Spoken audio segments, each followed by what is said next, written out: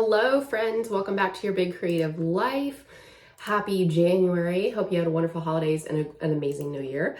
Last week, we did an episode talking about the ins and outs for 2025. To get used to saying that. And also, I shared some stuff about my own personal kind of goals and intentions for this year with my writing. Really hoping for a book deal this year after not getting one last year when I had declared that that was the thing that I wanted. So anyways, if you want to do some intention setting or some goal setting, I also share something that I did in that episode. So go check that out if you haven't already. I just love the new year. It's interesting because I hate winter. I'm a warm weather girly. I come alive in spring and summer, early summer particularly. But I just love the energy of a new year. I really do. I like setting resolutions and goals, and it feels like a fresh start. And like I can release some of the baggage from the previous year. It feels really good. So yeah. And also something I have to remind myself that I'm going to remind you is you don't have to do all that shit on January 1st. And that's like your only opportunity. If it's January, 22nd and you're listening to this, you can still do an intention setting ritual or set some goals or resolutions, whatever. Writing related or not. Just, it doesn't have to be January 1st or before then. But today, we're going to talk about a question that I've seen asked in various ways on social media and also with a couple of my coaching clients, which is very interesting. And that question is, can you write a book on vibes alone? Is that enough? And I want to share what actually got me really thinking about it, because I had it in the back of my head for a little while, but Jane Friedman, who is an excellent resource on publishing, particularly traditional publishing, she's a blog, she's very reputable, and I actually accessed a lot of her information on her blog about querying, about query letters, about writing a synopsis, etc., when I was going through it the first time. So definitely check her out if you're in that boat. Just Jane Friedman is her name, but she had something on Instagram. I'm not active on Threads. Like I don't really go on there, but sometimes Instagram will show me threads from people and I'm like, ooh, that looks interesting. Let me click over and read it. And she sparked a discussion basically on Threads. This was like maybe a month ago. And she noticed the shift in people saying that they just wanted, in readers, saying that they wanted just a low stakes book with no conflict, just cozy vibes, just fun vibes, just sweet vibes, and no conflict and very low stakes, right? Which I guess it can't be new that people are looking for that, but she has noticed a shift in the readers or just people in general saying like, no, we want this. Or maybe even writers too. I can't remember if she was talking about just readers or writers. Anyways, it really got me thinking because one of the most common, I don't know if it's popular, it's probably not popular because I'm sure authors don't love to get this feedback from me, but when I do a manuscript evaluation, what I do is I go through and I leave comments in the manuscript for the client, but then I also write an editorial letter that summarizes my feedback. So I have a section on plot, I have a section on characters, world building, if it's some kind of fantasy or science fiction, etc. Like it's just broken up into all these sections. And a very common piece of feedback that I give to people is you have to raise the stakes for this. You have to throw in more drama, more obstacles for the characters, more conflict, and like ramp things up, turn the dial up just overall. And what that means, if you're like raising the stakes, yeah, I've heard of that, but what does that mean? It basically means everything I just said, like making things harder, making things more dramatic, just turning the dial up on everything. Because in fiction, in order to sustain a novel, 70, 80, 90, 100, 120,000 words, we have to have a bit of drama going on, meaning conflict, meaning things shaking up the plot, obstacles that the characters encounter, etc. And that is true even for cozy, low stakes books that are more about the vibes and less about drama and conflict and those kinds of things. You need to have some conflict in your book. I cannot imagine a well-written, well-paced novel without conflict. I cannot comprehend what that would look like, because I have worked on manuscripts that have no conflict, essentially. Everything's just hunky-dory and fine. And the problem is that, well, there's a few problems with it. It's not realistic. Everything feels too perfect and convenient for the characters to just easily get what they want. They're not forced to grow and change because there are no external or internal forces that they're confronting, and forcing them to change and grow. There's no tension, which is a great thing for momentum, for the pacing of the novel. Things just lag. So we need it. Now, when I talk about drama and conflict and those things, if you truly are writing like a very low stakes, cozy novel that's more of like a slice of life, like let's say you're writing a small town book where it's just like a cozy cafe owner is going about her life, and maybe there's a love interest, maybe it's a romance, maybe it's not. And a few things happen, but it's like kind of quiet. It's just focused on this little town and this cafe owner. Even in that instance, you still have to have something happen. You have to have something happening in the book. Otherwise, you're just going to run the risk of just describing what the character's doing every day or every month or whatever. Like, you're just going to run the risk of describing the setting and the conversations that the character is having. And the reader is going to get this feeling of, what's the point? Why am I reading about this? There's going to be nothing that hooks the reader and makes them want to keep reading. That's the problem with having no stakes, no drama, no conflict. So even in that small town slice of life, cozy novel example, maybe you don't think about it as conflict with a capital C. Maybe you just think about it as conflict with a lowercase c, like just little bits of conflict sprinkled in. That can be internal conflict. Is your character wrestling with a decision that they have to make that's going to force them to change their life in some way? Are they wrestling with something related to their mental health? Are they wrestling with romantic feelings for someone that they shouldn't be having? Are they wrestling with what to do for their future? Right? Those are all internal things that the character might be confronting. But also external conflict with a lowercase c. Maybe the conflict, lowercase c, is just that there's another cafe that opens up in the town next to them that's taking some business away from them. That's not like car chase, murder, earth-shattering type of conflict, but it is conflict. And maybe the cafe owner comes into tension with that cafe owner, or they have to decide what to do about the fact that their business is down and they're struggling with it.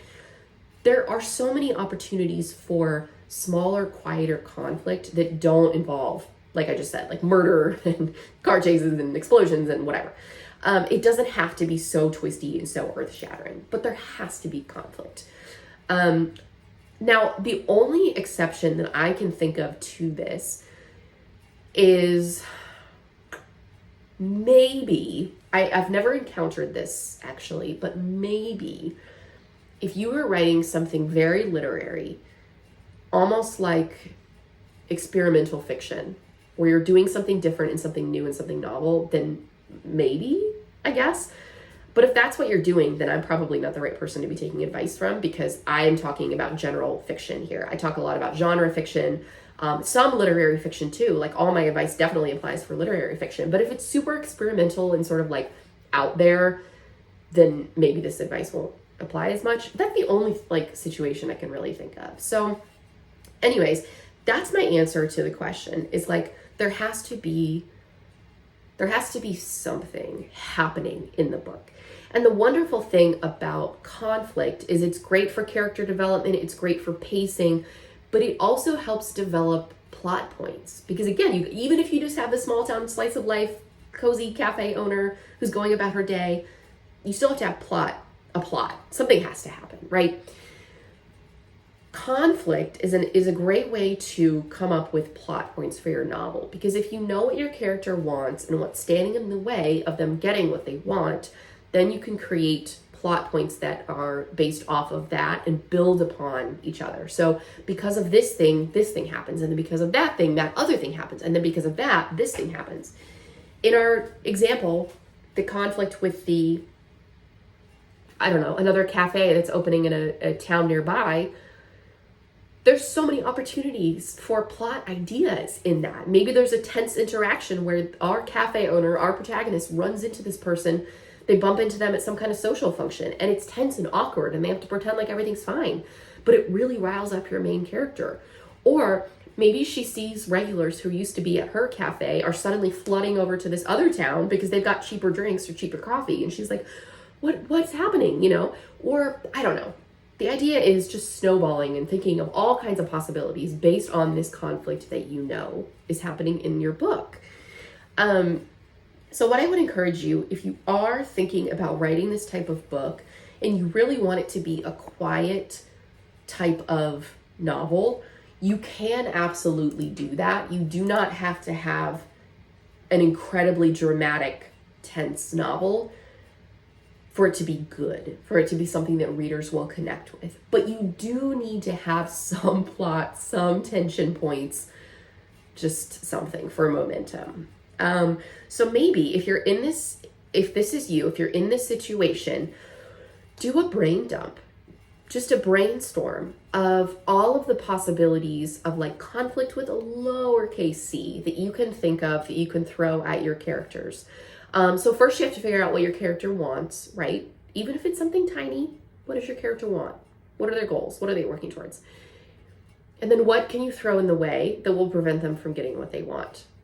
Because no one likes to read a novel where the main character is just breezing through life and everything's fine and magical and wonderful. They're perfect. The world is perfect. They don't learn any lessons and grow and change because they don't have to, because they're wonderful. No one wants to read about that. It's not realistic. It doesn't feel satisfying. We want messy characters. We want growth. We want conflict.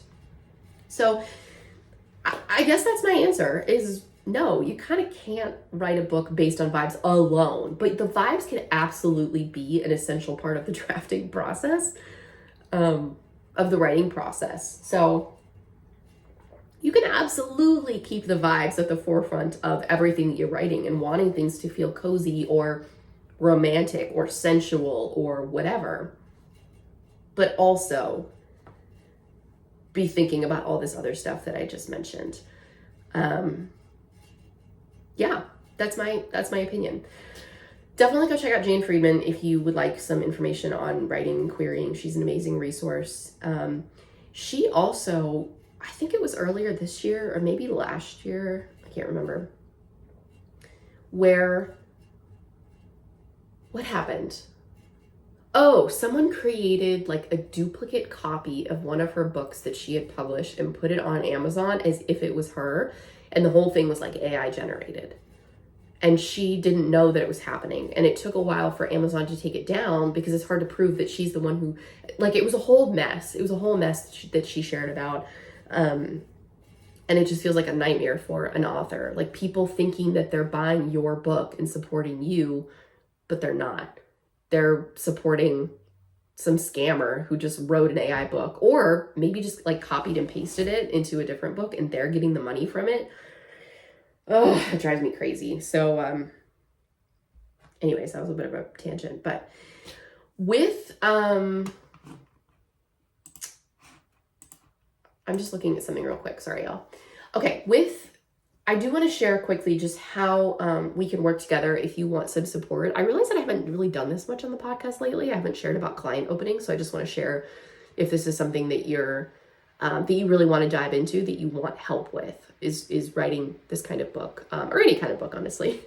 So for coaching, I have a 6-month coaching program where I work one-on-one with a client, and we have coaching calls. We have regular feedback on your pages. We have these 25-page reviews where I review 25 pages of your draft as you're writing it. We have a call to talk about it, and that helps you get feedback along the way to course correct, figure out all the mindset stuff that goes into writing a book. You get help with that. And then once the draft is done, I will do a full evaluation on it. So I give you feedback on the conflict, pacing, characters, dialogue, just etc., all that good stuff. And then if there's time at the end, you can make some revisions and send me the revised manuscript, and I'll also give you feedback on that. You get to check in with me Monday through Friday on the Voxer app, where we send voice and text messages back and forth to each other. It's a great way for you to get accountability and ask questions in between our coaching calls. And then you also get access to all of my trainings and courses and a 50% discount on copy editing if you would like after the 6 months is up. So copy editing is a form of editing that just cleans up the grammar, punctuation, all that good stuff. So I am recording this episode on December 31st. And right now I have one opening available for this coaching program. I cap it. I don't work with very many people at once just because it does require more of my time and energy. I'm very available for the clients that I work with in this capacity, and so I don't want to overcommit myself. And I also have to balance this with editing clients too. So I have one opening as of the time that I'm recording this episode, but if you go to the Work With Me link that's in the description of this episode, you can click on the 6-month coaching program, and if you click on the form on that page, it will tell you what I have available. It'll let you know when I have a spot that is opening up. You can fill out the form, let me know what kind of book you'd like to write, and then we'll set up a little Zoom call just to chat about working together, and I'll share more about the program. And there's a payment plan for this, so you don't have to pay everything all at once. You can pay monthly installments. Basically, all my clients do that, which I'm totally fine with. There's no extra charge.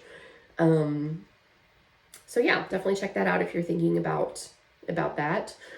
If you've started writing your book, but you only have a little bit written and you want support with the rest of it, it'd be a great fit for you as well. And then for editing, right now, I have one opening for February and one opening for March for either a copy editing project or a manuscript evaluation project. And I'm talking with some potential clients, so I'm not sure when this episode is released what I'll have available, but you can always go on my editing page on my website, thekatiewolf.com/editing, and it will tell you what month I'm booking for. So there's a form there you can fill out as well to tell me about your project and what type of editing you're looking for. Let me think if there's anything else. I'm also going to be running a novel jumpstart round in April, and it's going to be a little bit different. I'll share more soon about what it's going to look like, just so you can kind of have it in the back of your head if it's something that you're interested in and you didn't do in 2024. Novel Jumpstart is a program for writers to help them start writing their book. And there's an online course that you get access to, coaching calls, etc. But again, I'll share more about that once it gets closer and I figure out exactly how I'm going to tweak it. So if you have questions about any of this or want, more information, just DM me on Instagram at Katie Wolf Writes. Vibes are awesome for writing a book. Let me just say, it's definitely something you can keep at the front of your mind. Because it's part of the fun of writing. It's like creating a certain tone and a certain vibe, and we want to keep that while also just infusing these other things as well. So think of it like a balancing act. Okay, well, happy writing. Hope you're having a wonderful 2025 so far, and I will chat with you soon.